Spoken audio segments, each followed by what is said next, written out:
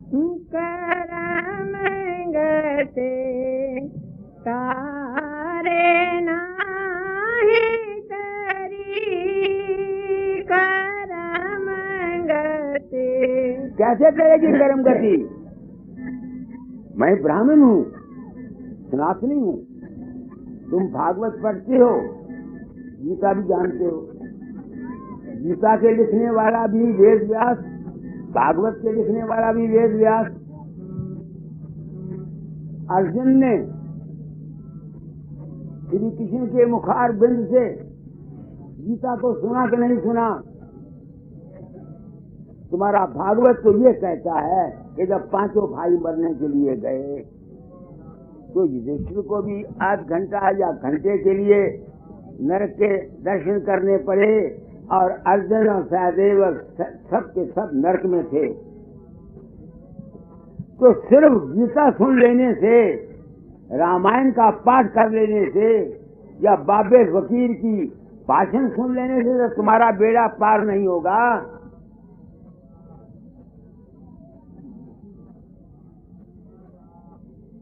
इस वास्ते मैं डर गया। मैं सत्प्रिया, मैं जानता हूं मेरा नुकसान है। कोई मेरी नहीं सुनता, ना सुनाओ। अपना कमाता हूं, अपना मेरा मकान है। मैं इसकी परवाह नहीं रखता कि कोई मुझे पैसा दे या ना दे, मगर तुम लोगों ने मुझे बुलाया है। मेरे ज़िम्मे ड्यूटी है। क्या ड्यूटी है? जीवों के कल्याण की ड्यूटी है। एक शब्द सुना, तू फकीर है मेरे प्यारे, सुन फकीर की बानी। मैं फकीर बन के आया हूं संसार में। तुम लोगों को सच्चा मार्ग बताया जाता हूं, मगर तुम लोग उनकी सुनते हो जो तुम्हारे साथ 420 करते हैं। उन महात्माओं को तो पूछते हो जो ये कहते हैं कि मरते समय हम तुम्हें सतलोक ले जाएंगे। तुम उनकी पूजा करते हो जो तुम्हें धोखा देते हैं। तुम्हारे इंदौर में लीला की माँ बैठी हुई है, पूछ लो इससे। इसकी गोद में पड़ी हुई इसकी कोई रिश्तेदार मरी जब, तो वो कहती है बाबा फकीर आया, सूरज के बीच में बैठा हुआ है, पालकी ले आया है, 4 कहार हैं। तो वो कहती है, बाबा कहता है राम राम न जपो, राधा स्वामी कहो। तो वो मर गई वो। 4-5 आदमी तुम्हारे इंदौर से मेरे पास गए कि नहीं गए होशियारपुर? तो मैंने कसमें खाई, मैं नहीं गया। तुम उनके विश्वासी हो जो तुमको धोखा देते हैं, जो अपनी गद्दियां बनाते हैं, जो अपने डेरे बनाते हैं, जो अपने मंदिर बनाते हैं। संसार उनके विश्वासी है। किसी सच्चे आदमी की कोई वैल्यू नहीं करता। शांति बात कबीरा कहें, सबके मन से उतरे रहें। पढ़ो।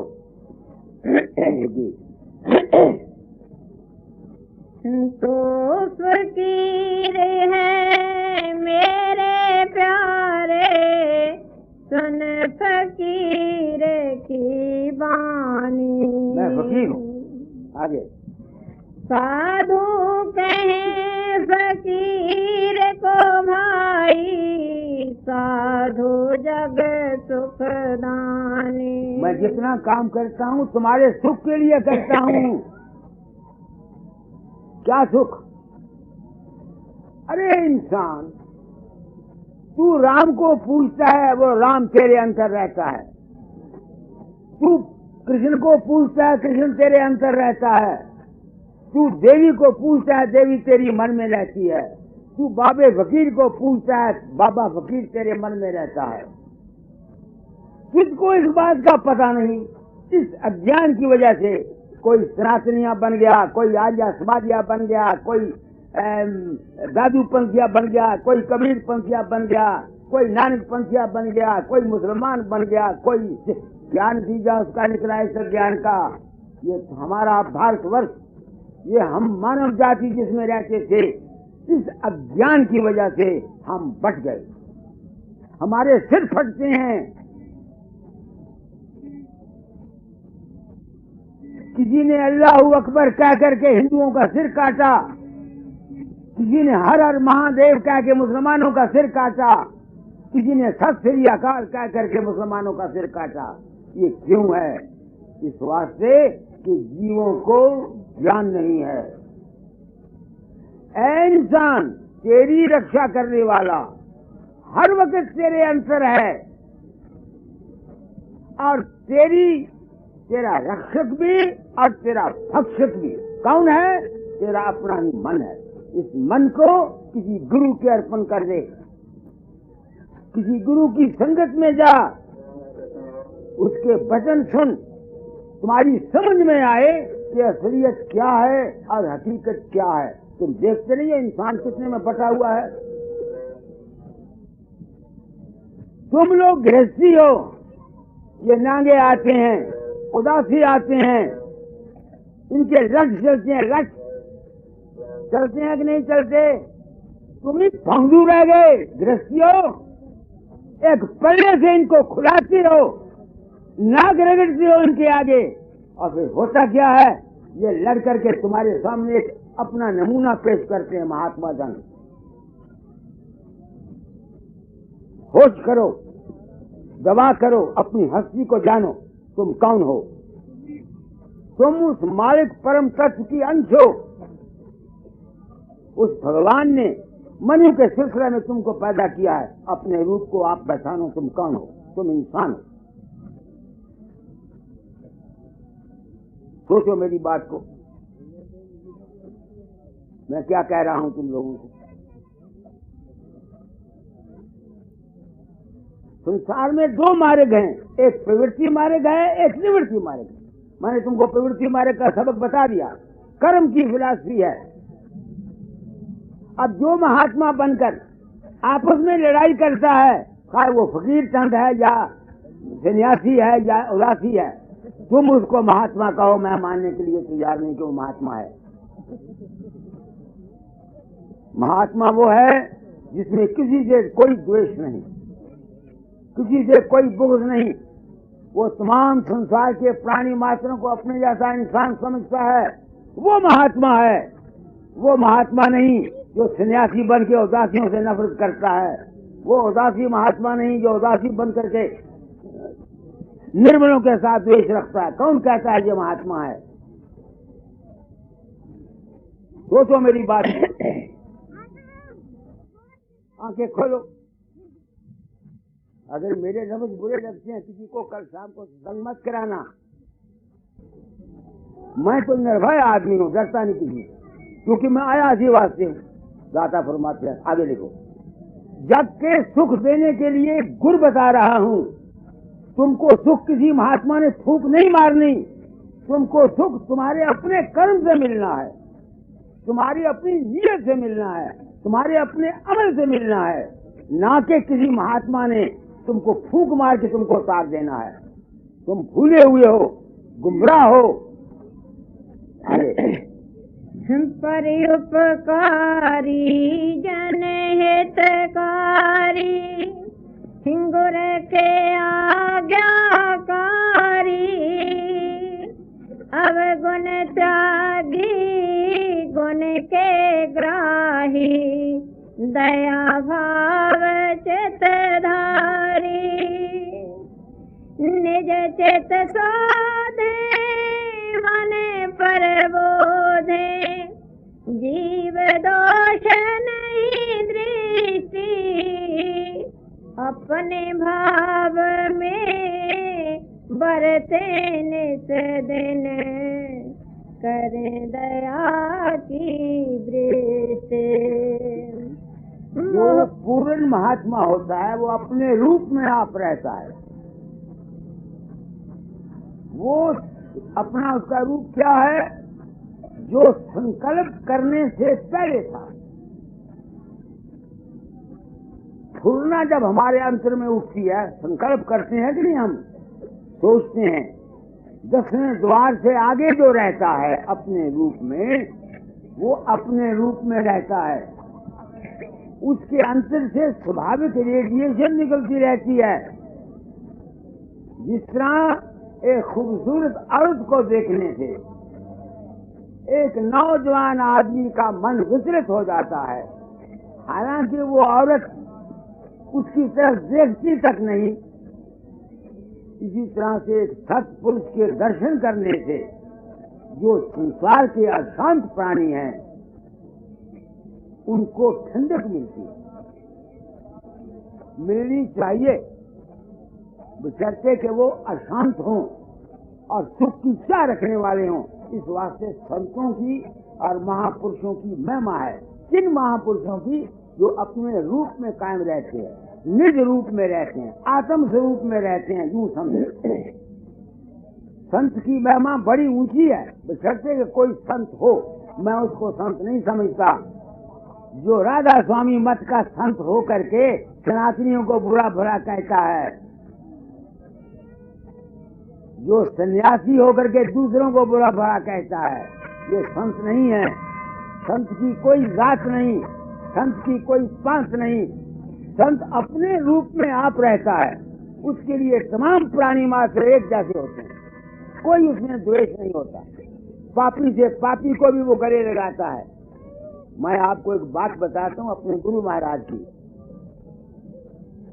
वहां एक कंजरी थी, वैश्या, लाहौर की बात है, मुसलमान नहीं थी।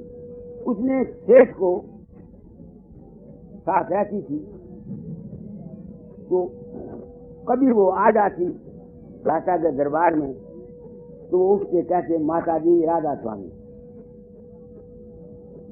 अब बात सोचने वाली है, वो वैश्या मुसलमानी कंजरी दूसरे घर में रहती थी। जब वो उठते, उसको तो वो उसके पांव पर हाथ रख के कहते माता जी राधा स्वामी। ये रम गए। आर्य समाज, सनातन और बहुत से हर मजहब वाले वहां आए। सबने कहा महाराज हमारे घर चलो, हमारे घर चलो, हमारे घर चलो, हमारे घर चलो। वो भी आई, उसका वो सेठ जो था वो भी आया। वो कहती है महाराज जी मैं पापा हूँ, मेरे घर में चलो। वो कहते हैं अच्छा फिर हम इसके घर में जाएंगे। तो लोगों ने ये कहा महाराज आपके पास सत्संग के लिए कोई नहीं आएगा। उन्होंने कहा मैं किसी को बुलाने जाता हूँ सत्संग के लिए, आओ मत आओ। धोबी के घाट पर मैले कपड़े जाते हैं, याद रखना मेरी बात को। जो कपड़े साफ हैं वो संतों साधुओं के पास क्यों जाएंगे? हम सभी ऐबदार हैं, हम में से कोई भी ऐसा नहीं मैं हूं तुम हो। जो जीव है उसमें जीव गति है। महात्मा हो, संत हो, कोई भी हो, जब तक वो अपने रूप में नहीं है, जब वो देह में आएगा उसमें कोई ना कोई नुक्स का होना लाजमी अमर है, क्योंकि जीव दशा में सब चीज मौजूद होती है। तो इस वास्ते हमें लोगों को हुक्म है, किसी का हम अवगुण नहीं देखते। किसी की ऊंची नजर करने के लिए कोई दृष्टि से बात कह दी जाती है, ये दूसरी बात है। वरना मुझे क्या, कोई जो मर्जी करता फिरे, मेरे समय ड्यूटी थी, मैंने उस ड्यूटी को पूरा किया। आगे मोह मैया और छल चतुराई, छोड़े मूल बेकारा, परहित लागी सहज वैरागी, ज्ञान बोध भंडारा। दुख कलेश से अपने सिर पर, जीव का करे सुधारा। भव दुख भंजन कामन कंदन, जम से दे छुटकारा। ये है फकीर और साधु का काम। वो इंसान को उसके संकल्प में जो दुनिया है, जिस संकल्प में वो फंसा हुआ है, उससे निकालने का प्रयत्न करते हैं। यह है फकीर का काम। ये तुम्हारा दमोदर, तुम इसको जानते ही हो, जो इसकी दशा थी। कहाँ इसने वहां अपना सारी जायदाद लुटवाई, पागल हुआ मेरे पास गया, सिर्फ इस ख्याल से कि इसके वहम चले जाएं, इसके भ्रम चले जाएं, इसको शांति मिल जाए, इसकी बात समझ में आ जाए। मैंने ये खेल खेला। या इंदौर में लीला के लिए आया करता हूं, और मैंने आप लोगों से क्या लेना, कुछ नहीं। इसको बोलते हैं दुख, कलेश, सह, सिर पर अपने जीव का करें सुधारा। मैं वहां से गया, इन लोगों ने मुझसे पूछा नहीं, जहां अखबारें नोटिस दे दिए, जगह ले ली, मेरे पास पहुंचा, मैं इसके घर पड़ गया। मैंने कहा मेरे भतीजे की शादी थी 11 तारीख की, मगर मौज ऐसी थी, इनका कुव्वत ख्याल जबरदस्त था। उसका भाई आ गया तो जो कुछ मैंने देना था उसको दिया। मैंने कहा भाई तो अपने गांव में शादी कर ले, मैं जा रहा हूँ। चला आया। तो मैं जितना काम करता हूँ अपनी नीयत से, ये दूसरों के भले की नीयत रखता हूँ, मगर दूसरे भले चाहते नहीं। तुम लोग संसार से, चक्कर से तो बचना नहीं चाहते, तुम तो मुझे भी अपने चक्कर में फंसाने की कोशिश करते हो, ये रगड़ा मुझे भी देते हो। तो दुनिया में 2 मार्ग हैं। क्या मार्ग है? एक संकल्प का मार्ग है और एक निर्संकल्प का मार्ग है। अब तुम गृहस्थी हो, सारे तुम निर्संकल्प के मार्ग के तुम पैरोकार हो नहीं सकते। तुम दुनियादार हो।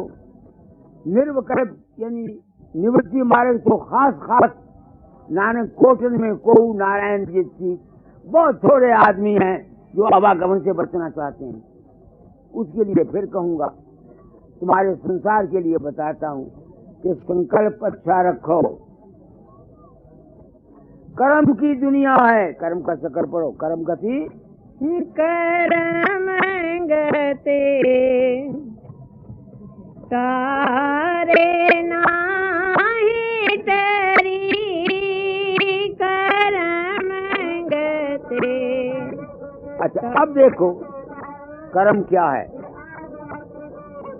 कर्म है तुम्हारी वासना। पहले तुम्हारे अंदर इच्छा पैदा होती है, इच्छा, वासना, फिर तुम जुबान से लफ्ज निकालते हो, फिर तुम्हारा हाथ हिलता है। पहले तुम्हारे अंदर में ख्वाहिश पैदा होती है। अब तुम देखो, औरतें बैठी हुई हैं। सीता को वनवास हो गया राम के साथ, वहां से रावण ले गया। हिंदू कौम ये कहेगी अवतारी जीव से ठीक है, मान लेता। मगर कर्म जो है, एक तो है यूनिवर्सल कर्म, एक है हमारा इंडिविजुअल कर्म। हर एक शख्स को अपना कर्म भोगना पड़ता है। गो उस कर्म की ताकत का वो बड़े कर्म के मातहत रहता है। सीता को रावण क्यों ले गया? तुम औरतें बैठी हो, सोचो। सीता ने जितना पाप किया किसी ने नहीं किया। सीता ने जितना पाप किया किसी ने नहीं किया। पतिव्रता थी, नेक थी। क्या पाप किया? लक्ष्मण उसके साथ गया था, भाई उसके साथ गया था कि नहीं गया था? हा? पुत्र की हैसियत में, भाई की हैसियत में, सेवक की हैसियत में उसने सेवा की। जब मारीच मर गया, उसने धोखा दिया। राम, हाय लक्ष्मण, हाय सीता। तो सीता को शक पड़ा कि राम पर मुसीबत आई। तो उसने लक्ष्मण को कहा, लक्ष्मण जा, तेरे भाई पर मुसीबत है। लक्ष्मण कहता, मुझको मेरे भाई ने कहा था कि तेरी रक्षा करनी, उन पर कोई मुसीबत नहीं आएगी। तो सीता ने उसको ताना मारा था कि मैं समझ गई तेरी नीयत खराब थी, किसी बुरी नीयत से मेरे साथ आया था। किसी निर्दोष को जो तुम्हारा असली और सच्चा तनी है, तुम उस पर झूठा कलंक लगाते हो, तुम इस कलंक के पाप से कभी बच नहीं सकते। जो लड़का जिसके बाप ने अपना खून सींच सींच के पुत्र को पाला, अगर वो अपने अज्ञान से अपने माता पिता के विरुद्ध होता है, उस लड़के का कल्याण नहीं हो सकता।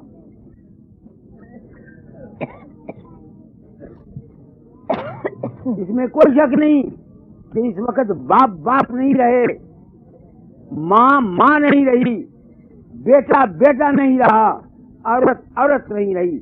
माँ बाप का भी कसूर होता है, इनमें भी बाप को भी बाप बनना नहीं आता। मेरे कहने का भाव यह है कि हमको जो कुछ मिलता है हमारे ही कर्मों का फल मिलता है। जैसा जैसा हम करते हैं, जो आदमी किसी के साथ मुरव्वत करता है, नेकी करता है, वो उसके एवज में उसको बुराई देता है, उसका क्या इल्जाम निकलेगा? क्योंकि कर्मगत पढ़ो, कर्मगत करमगते कारे नाहि टरी, करमगते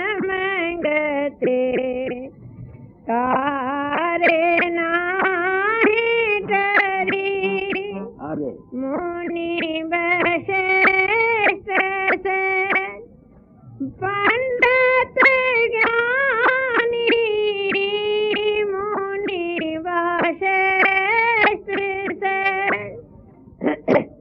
पंडित ज्ञानी, शोध के लगन धरी, शोध के लगन धरी, सीता हरण मरण दशरथ को, सीता हरण मरण दशरथ को, वन में विपत पड़ी, वन में विपत्ति पड़ी, करमगते कारे नाहि टरी। ये है कर्म की गति।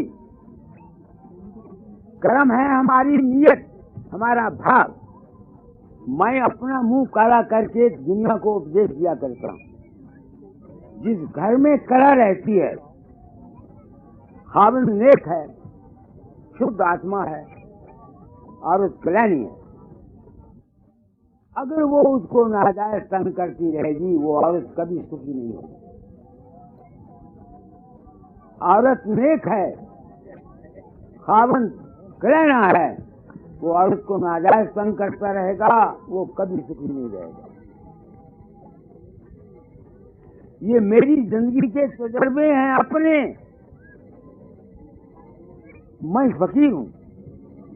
मेरे छोटे भाई के 3 बच्चे राय साहब के मैंने पाले। 9 साल मेरे पास रहे। वो कमाता था, पैसा नहीं देता था। मेरे घर में मेरी स्त्री किराया रखती। मैं निर्दोष था क्योंकि फकीर था, मेरे लिए सब एक थे। तो मैं जो समझता था कि इसकी सजा मिलेगी। और मकान जब मेरा बन रहा था, मैंने पहले कहा था, मेरा जोई आया, कहने लगा मकान ऐसा बनाओ कि तुम्हारे 2 बेटे हैं, बराबर बराबर बांट ले। मैंने कहा तुम शुक्र करो एक बच जाए। लड़का मेरा एक मर गया।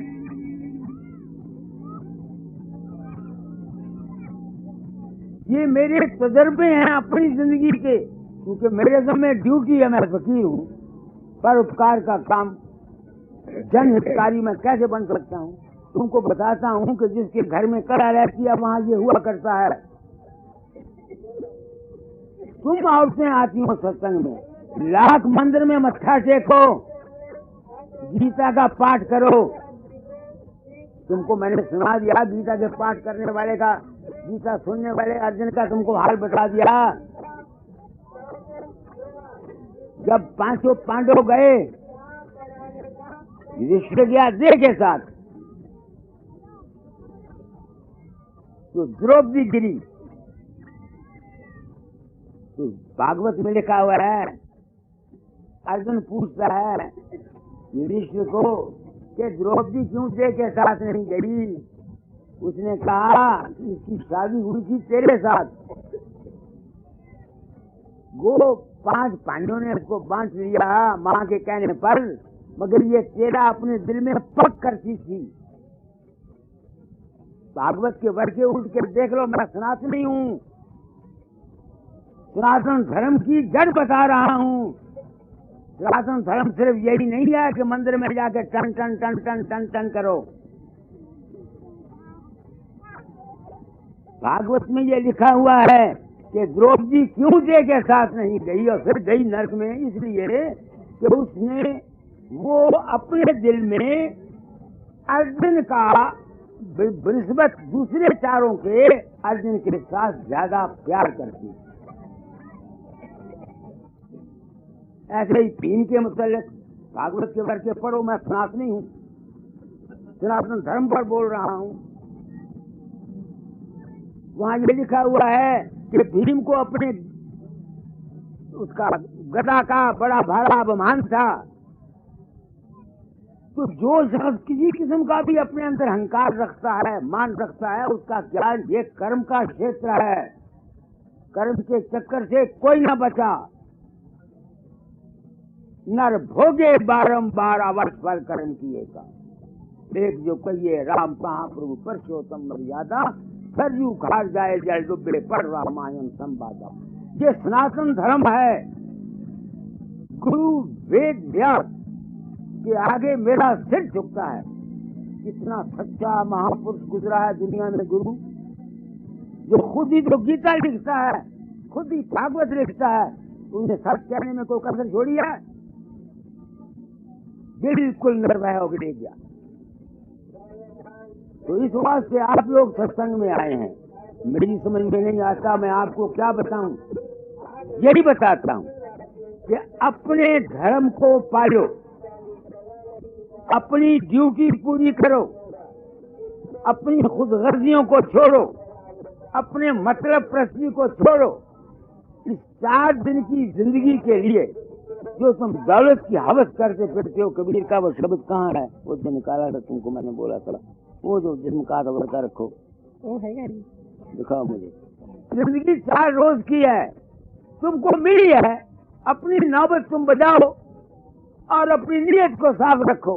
पढ़ो कबीर कबीर नौबत अपनी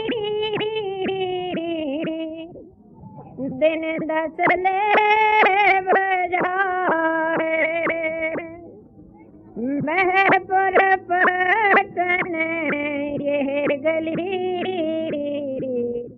बाहर न देखी जाए। ये जीवन मिला है तुमको, हमको मिला है, तुमको भी मिला है। आप लोग ने मुझे बुलाया, मैं तो कहीं जाना नहीं चाहता। मेरे पीछे बड़े बड़े सेठ वजीर फिरते रहते हैं, वो इधर होते हैं, मैं मुंह इधर करता हूँ। मैंने आपको बोला इस बेवकूफ दीवाने इसने क्या करा, मैं जमोदर, ये मेरी बेइज्जती करता है। नियत इस बेइज्जती की नहीं, नियत से बेइज्जती नहीं करता, अज्ञानी है। उपदेश उसको देना चाहिए जो उपदेश का ख्वाहिशमंद हो। लोगों को बुला करके आओ सत्संग सुनो, ये कहाँ लिखा हुआ है? ये तो खर्च का सौदा है महाराज। ऐसे पंखू मेरे जैसे गुरु जो लोगों को नाम देते फिरते हैं, जिसको गर्ज हो वो आए।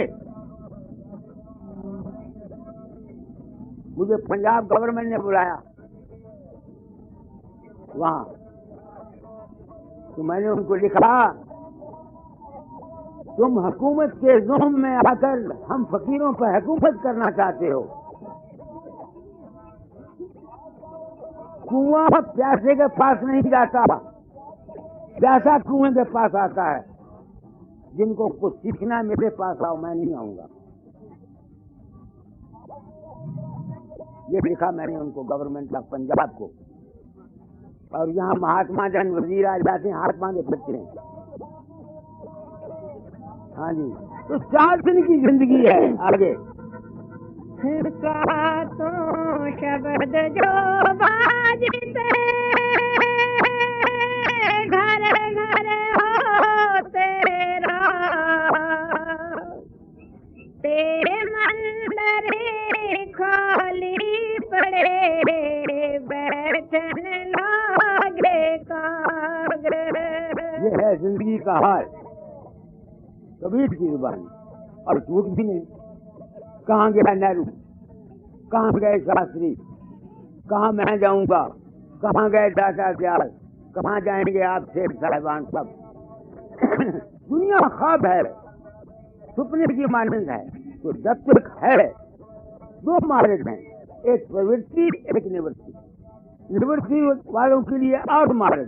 अगर प्रवृत्ति चाहते हो पढ़ी तो अपने मन वचन कर्म को शुद्ध रखो, नियत साफ रखो, अपने धर्म को निभाओ, जो ड्यूटी तुमको कुदरत ने सबूत किया उसको पूरा करो, और यकीन रखो कि हमने चले जाना। आगे ऊंचा महल चुनावते करते होड़न होड़, सोवरन कली ढलावते गए।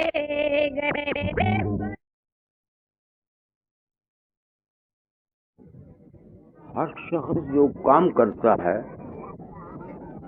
उसका कोई मतलब होता है। बिना गर्ज के कोई काम नहीं करता, जो बिना गर्ज के करता है वो सौदाई। मैं ये काम करता क्यों? मैं हूँ हिंदू ब्राह्मण हूँ। छोटी उम्र से भगवान या राम परमात्मा के मिलने की तमन्ना रही, उसमें मैं कुछ दीवाना हो गया। मौत ही मेरा कर्म था, जो मुझको एक दृश्य था, जो अपने सदगुरु दाता जाल महर्षि के चरणों में ले आया। उन्होंने मुझे ये संत मत की तालीम दी। राधा स्वामी मत, कबीर मत, नानक मत, दादू मत, पलटू मत, ये जितने संत गुजरे हैं जो सिर्फ शब्द योग के अभ्यासी थे, शब्द योग के, क्योंकि उनकी वाणियों में खंडन था सब मतों का। मेरे दिल को दुख लगा करता था। तो 1905 में मैंने प्रण किया था कि मैं इस तरफ से चलूंगा, जो कुछ मेरी समझ में आएगा मैं संसार को बता जाऊंगा। मैं जो कुछ करता हूँ किसी पर एहसान नहीं करता, ये मेरा कर्म भोग है। मैं आना नहीं चाहता था। आप लोगों से दामोदर दास वगैरह ने अपने आप ही यहाँ इख्तियार दे दिए, जगह ले ली, मैं आ गया। सुबह में आया तो वहाँ उन्होंने बोला सनातन धर्म की जय, और मैं भी कहता हूँ सनातन धर्म की जय। मैं अपने आत्मा से पूछता हूँ, दुनिया को कहना चाहता हूँ कि सनातन धर्म क्या है। सनातन कहते हैं सबसे पहला आज, धर्म कहते हैं असूल, नियम। तो सबसे पहला धर्म क्या हो सकता है? वो भी धर्म हो सकता है जो सबसे पहले आदमी पैदा हुआ संसार में, जो उसका धर्म था, वही सनातन का धर्म है।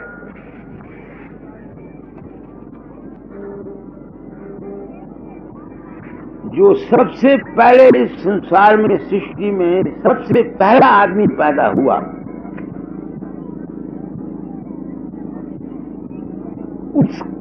उसका जो असूल है वही सनातन का धर्म बना कि ना बना, और तो कोई ना बना।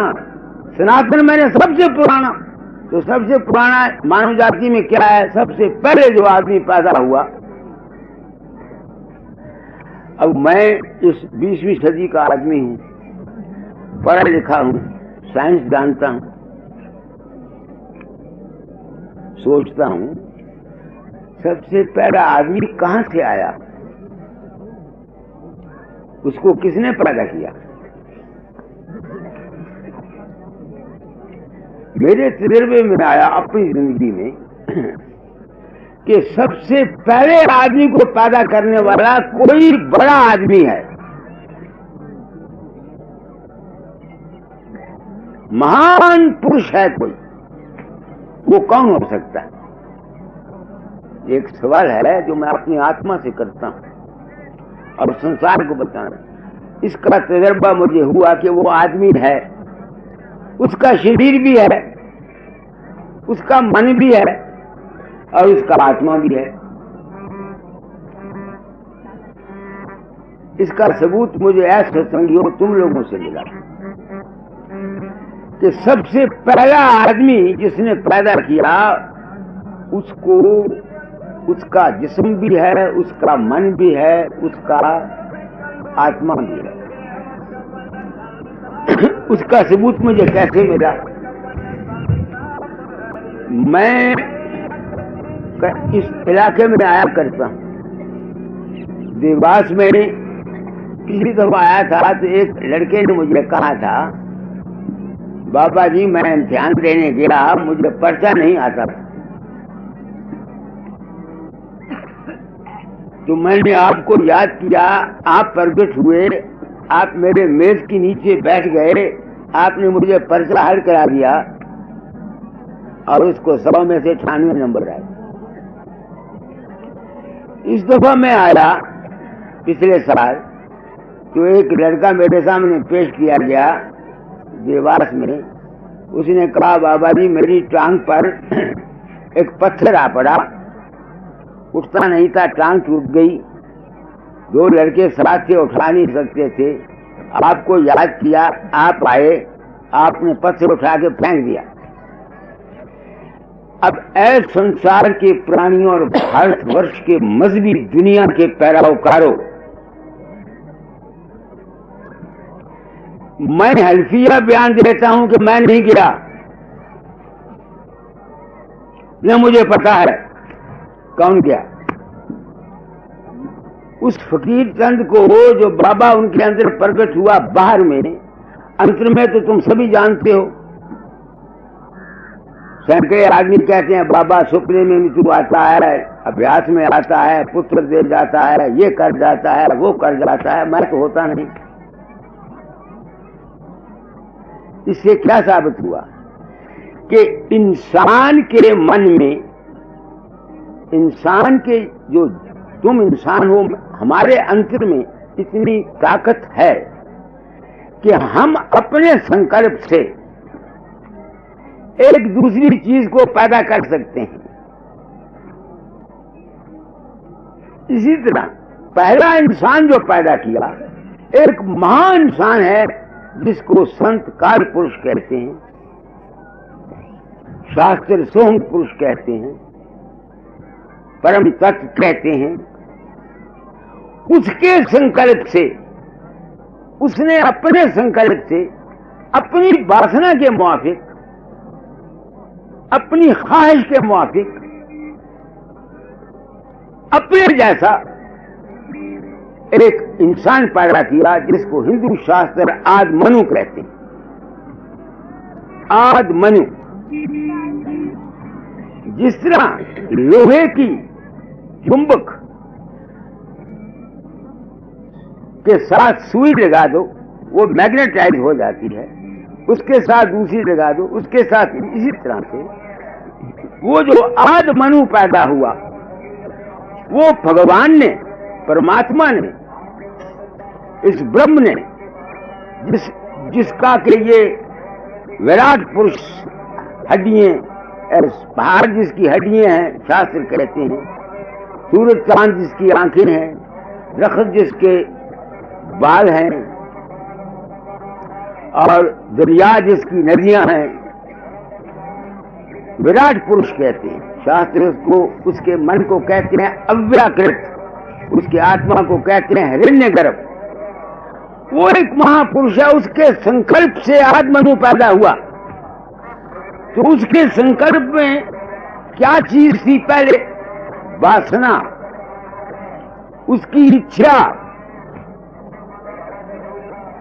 उससे मनु हुआ, मनु की इच्छा से फिर और संतान हुई, उसकी इच्छा से और संतान हुई, उसकी इच्छा से और संतान हुई, उसकी इच्छा से और संतान हुई।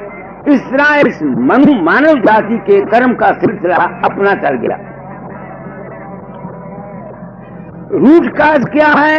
वासना, संकल्पमय संसार है।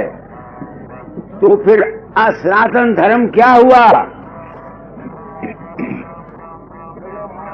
सनातन धर्म है अपनी वासना रूट काज है। जो आदमी अपनी वासना को अनुकूल बनाता है, अपनी इच्छा को, अपनी वासना को ठीक रखता है, वासना को ठीक रखना ही सनातन धर्म है। शिव संकल्पम अस्तु, ये वेद मार्ग। मुझे लेक्चर देना नहीं आता, मैं माफी चाहता हूं, आपने मुझे बुलाया। मैं आशा रखता हूं कि आप मेरे बुढ़ापे का ख्याल रखते हुए पूरे ध्यान से मेरी बात को समझोगे। सनातन धर्म की जय। क्यों जय? सनातन धर्म में क्या सिखाता है? शिव संकल्पम अस्तु। अपने ख्याल को, अपने संकल्प को ठीक करो। इस संकल्प को ठीक कराने के लिए किस ताकत की जरूरत है? गुरु की, ज्ञान देने वाले की, मत देने वाले की, ख्याल देने वाले की। तो सनातन धर्म क्या है? शिव संकल्पम अस्तु। जैसा ख्याल वैसा हाल, जैसी मति वैसी गति, जैसी करनी वैसी धर्म। अब तुम देखो, मानव जाति ने, सनातन धर्म वालों ने संस्कार दिए हैं। संस्कार, संस्कार है क्या? वासना ही तो है, कुछ और तो नहीं। मैं खुद सनातन धर्मी हूं, मगर सच्चा हूं। सनातन धर्म की पहली सीढ़ी जो है वो है सनातन धर्म। सनातन धर्म की बुनियाद है वासना पर। शिव संकल्पम अस्तु सनातन धर्म की जड़ है। अब इस संकल्प के अंतर हमारा सारा जीवन है। इसको बोलते हैं संस्कार विधि। जिस किस्म के माँ बाप हैं, जिस किस्म के उनके संकल्प हैं, जिस किस्म की उनकी इच्छाएं हैं, जैसे उनके दिमाग के अपने ख्याल हैं, उन्हीं के ख्याल के मुआफिक तो उनकी संतान होगी।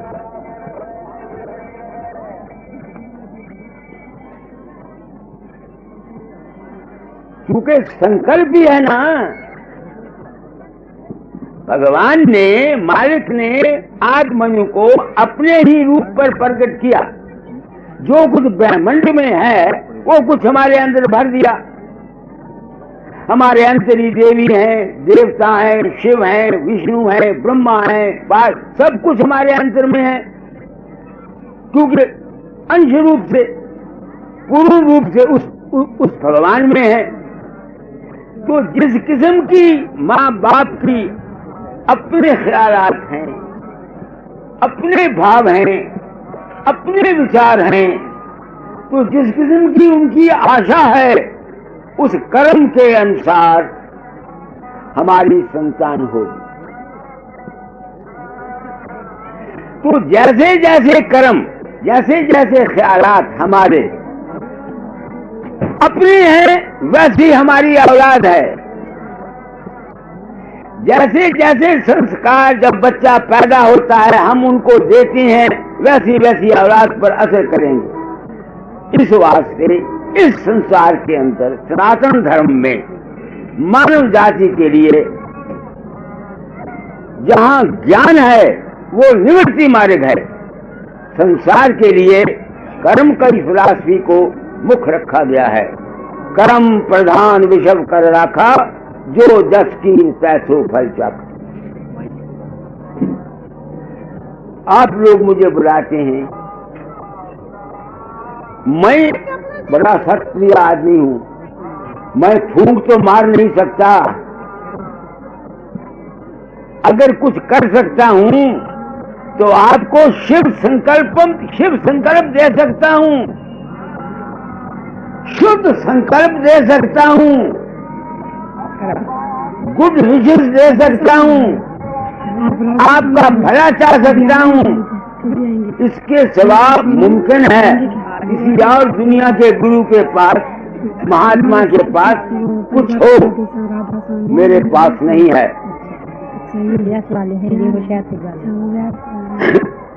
कर्म का सलाह देना नहीं। मेरा तजर्बा मेरी जिंदगी में आता है। तुम गृहस्थी हो, भोले भाले जीव हो, तुमको असलियत का पता नहीं है। मैं उठा, मैंने 10-15 बातें उधर से लगाई और तुमको अपना जानवर बनाया। दूसरा उठा, उसने तुमको अपना जानवर बनाया। मैं हूं फकीर, मैं आया इस दुनिया में इसीलिए हूं। मेरे गुरु ने मुझे कहा, तू तो आया नरदेही में सर फकीर का भेसा, दुखी जीव को अंग लगा कर ले जा गुरु के देशा। 3 ताप से जीव दुखी है निबल अबल अज्ञानी, तेरा काम दया का भाई नाम दान दे दाने। तुम भोले भाले जीव हो, तुम देखते नहीं हो। हम लोग लेक्चर देते हैं, बड़े बड़े अडंबर बना लेते हैं, ऐसी ऐसी बातें तुम लोगों को सुनाते हैं कि तुमको अपना बाल बर्दारी का जानवर बना लेते हैं। कभी किसी महात्मा ने ये कहा है कि मैं नहीं गया? हिस्ट्रियों को खोल के देखो। यहाँ एक माई आई हुई थी, आज मेरे यहाँ बैठी थी। इतनी दफा जब मैं आया, वो कहती, बाबा जी मुझे दर्द थी, दुख था। फिर आप सपने में आए, क्या कहा? अपने दरवाजे में कील ठोक दे, तू राजी हो जाएगी। और वो कील ठुका हुआ मैंने भी इंदौर में या उज्जैन में देखा। आए संसार के प्राणियों, मैं तो गया नहीं। होश की दवा करो। संसार सब अज्ञान में बह जा रहा है, तुमको कोई सच्ची बात बताने वाला नहीं मिलता। आज जो बताने वाला मिलता है उसकी तुम कदर नहीं करते, वैल्यू नहीं करते। नच्चे कूदे तोड़े तान, दुनिया राखे उसका मान। तो सनातन धर्म की जय मैंने कहा। क्यों कहा? क्योंकि मैं सनातनिस्ट हूं। सनातन क्या कहता है? आदमनु कैसे पैदा हुआ? उस आद कर्ता की जिसने दुनिया बनाई है, उसके संकल्प से, आदमनु के संकल्प से, उसकी वासना से उसकी संतान पैदा हुई। वो कर्म का सिलसिला चल निकला और हम तमाम संसार के प्राणी इस कर्म के चक्कर में आए हुए हैं। यही कबीर कहता है, पढ़ो। कर्मगत कर्म गते तारे नाहे टरी करमंगते तारे नाहे टरी मुनि वशिष्ठ से पंडित ज्ञानी मुनि वशिष्ठ से पंडित ज्ञानी शोध के लगन धरी शोध के लगन धरी सीता हरण मरण दशरथ का सीता हरण मरण दशरथ का वन में विपत्ति पड़ी वन में विपत्ति पड़ी करमंगते तारे नाहे टरी कहाँ वह फंद कहाँ वह पारधी कहाँ वह फंद कहाँ वह पारधी कहाँ वह मेरे गेचरी कहाँ वह मेरे गेचरी सीता को हरि ले गया रावण सीता को हरि ले गया रावण सोने की लंका जरी सोने की लंका जरी करमंगते तारे नाहे डरी नीच हाथ हरी चंद्र बिकाने नीच हाथ हरी चंद्र बिकाने बलि पाताल धरी बलि पाताल धरी कोट गाए नित पुण्य करत निर्गय कोट गाए नित पुण्य करत निर्गय गिर गेट जोनी पड़ी गिर गेट जोनी पड़ी करमंगते तारे नाहे टरी पांडव जिनके आप सारे थी पांडव जिनके आप सारे थी तिन पर विपत पड़ी तिन पर विपत पड़ी दुर्योधन को गर्भ घटायो दुर्योधन को गर्भ घटायो यादव कुल नाश करी यादव कुल नाश करी करमंगते तारे नाहे डरी राहु केतु और भान चंद्रमा राहु केतु भान चंद्रमा विधि संयोग पड़ी विधि संयोग पड़ी कहत कबीर सुनो भाई साधो कहत कबीर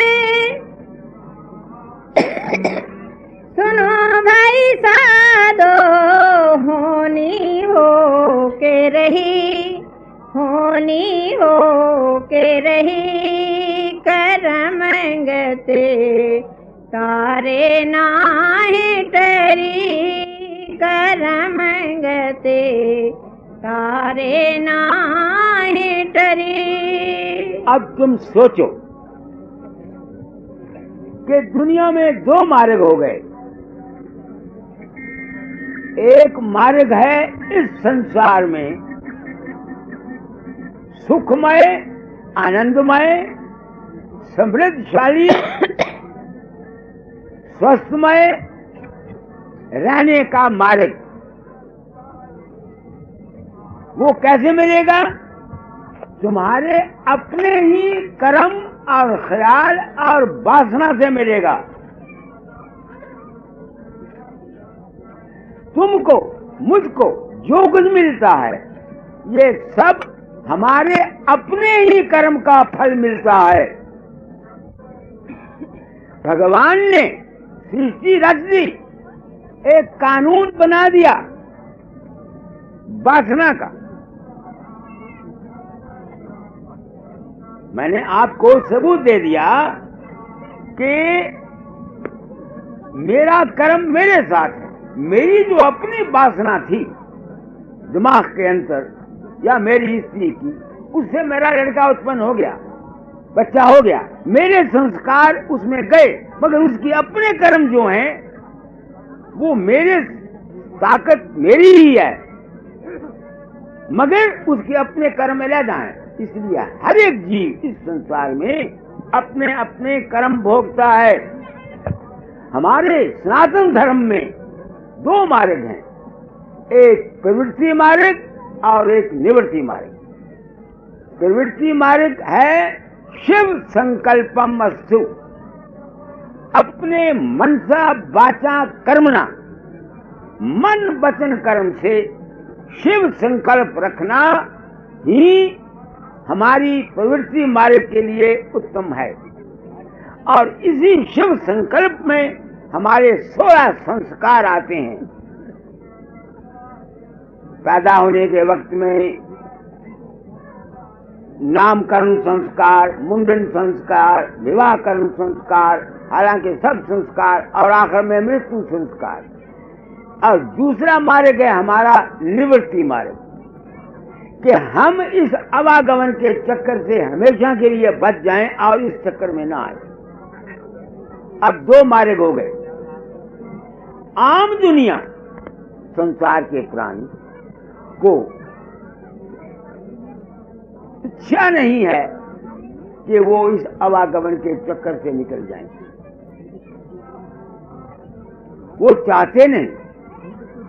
मेरे पास कितने ही आदमी आते हैं, कोई पुत्र चाहता है, कोई बेटा चाहता है, कोई भाई चाहता है, कोई कारोबार अच्छा चाहता है, कोई कुछ चाहता है, कोई कुछ चाहता है, कोई कुछ चाहता है। तो जो कुछ जिसको मिलता है वो उसके अपनी तीव्र इच्छा और उसके अपने कर्म का फल मिलता है। मैं क्यों सच बात कहता हूं?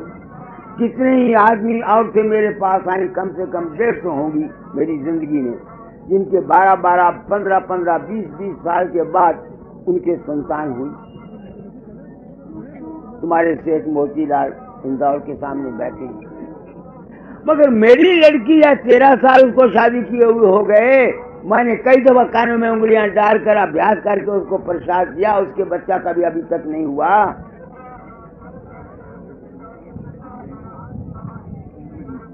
सोचो मेरी बात को।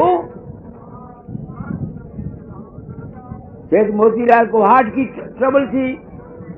इसके घर में गया, मैं कहा यार तू राजी है? कुछ नहीं, तन उठ। ये राजी हो गया। मेरी औरत हार्ट ट्रबल से 6 साल बीमार रह के मर गई। 5,500 रुपया मैंने उसकी बीमारी पर खर्च किया। ये राज क्या है? ऐ इंसान, ये राज है तेरे विश्वास का, ये राज है तेरे कर्म का, ये राज है संकल्प का। मैं जो कुछ तुम लोगों को कहना, तुमको नहीं कहना चाहता। मेरा ये भाषण किसी वक्त कल्याण में छपाना चाहता हूं कि सनातनियों को पता लगे कि इनका सनातन धर्म है क्या। तुम कहोगे मैं मूर्ति पूजा खंडन करता हूं? नहीं, अगर मूर्ति को भी तुम पूजते हो तो उसमें भी तुम्हारा संकल्प है। अगर तुम्हारा विश्वास दृढ़ है तो तुम्हारा वहां भी काम बन जाएगा। तुम्हारा यकीन होना चाहिए। नामदेव को यकीन था कि नाने के हाथ से ठाकुर प्रसाद खाता है। वो था बच्चा, उसको ये पता तो नहीं था कि नाना झूठ मूठ ही प्रसाद लगा के हड़प तो आप कर जाता है तो नाम ठाकुरों का लेता है। जब वो बाहर चला गया तो उसने निराए भोग लगाया, वो खाता नहीं था। क्योंकि उसके दिमाग में यकीन बैठा हुआ था कि ठाकर खाता है, अड़ गया, ठाकर ने खा लिया। इससे क्या निश्चय निकला? तुम हमेशा ये विश्वास करो कि भगवान जो करता है अच्छा करता है। बस मेरे पास से एक सबक ले जाओ। क्योंकि ख्याल की दुनिया है, तुम ये यकीन कर लो कि भगवान जो करता है तुम्हारे वास्ते वो अच्छा करता है। जहां तुमने ये यकीन कर लिया कि भगवान जो करता है अच्छा करता है, तुम्हारा यकीन ही जो कुछ भी तुम्हारे साथ होगा वो तुम्हारे वास्ते ठीक होगा।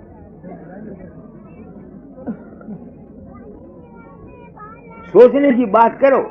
तुमने बुलाया यहां, मैं कुछ तुम लोगों से रुपया इकट्ठा करने तो नहीं आया, न मैं भिखारी हूं। तुम लोगों ने बुलाया, मैं तुमको सच्चा ज्ञान दिया जाता हूं। क्यों? मैं संसार में आया इसीलिए हूं। तो शिव संकल्प मस्तु सनातन धर्म का असूल है। उसके बीच में सबसे बड़ी चीज की क्या है जो आम आदमी समझ सकते हैं? यकीन और विश्वास। इसका तजर्बा कैसे हुआ? आप लोगों की वजह से। आप मेरे गुरु हैं।